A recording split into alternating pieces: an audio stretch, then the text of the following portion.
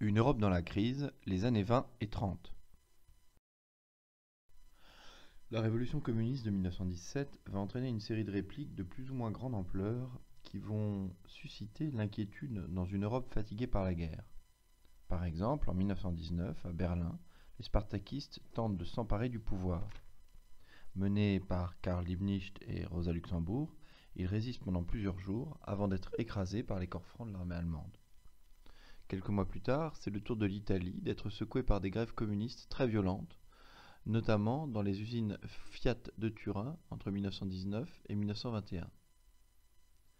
Ces grèves vont permettre à Mussolini et un populiste d'extrême droite de s'emparer du pouvoir en 1922, en s'appuyant sur ceux qui ont peur des révolutionnaires. Il met en place au cours des années 20 un nouveau modèle de régime politique, le fascisme, qui s'oppose à la fois au communisme et à la démocratie.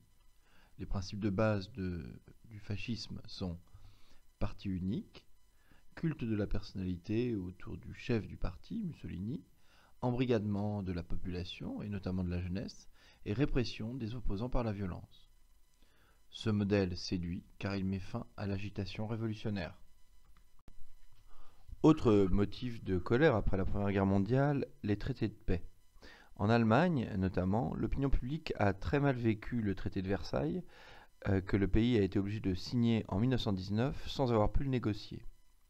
Ce traité désigne l'Allemagne comme seul responsable de la guerre, l'oblige à payer de très lourds tributs, notamment à la France, et lui interdit de se réarmer. Les Allemands considèrent Versailles comme un diktat, un traité à eux imposé. Enfin, dernier élément de crise dans l'Europe de l'entre-deux-guerres, la crise économique qui commence en 1929. Cette année-là, la bourse de New York, Wall Street aux États-Unis s'effondre et les banques américaines, en manque de fonds propres, rapatrient l'argent qu'elles avaient investi en Europe. De nombreuses entreprises européennes doivent alors licencier et le chômage explose, notamment en Allemagne, puisque le nombre de chômeurs y passe de 1 million en 1928 à 5,5 millions en 1932. Durant l'entre-deux-guerres, les démocraties et l'Europe doivent donc affronter à la fois une crise politique, avec la séduction exercée par les modèles, ou plutôt les contre-modèles communistes et fascistes, une crise diplomatique, avec la contestation des traités de paix et notamment du traité de Versailles, et enfin une crise économique à partir de 1929.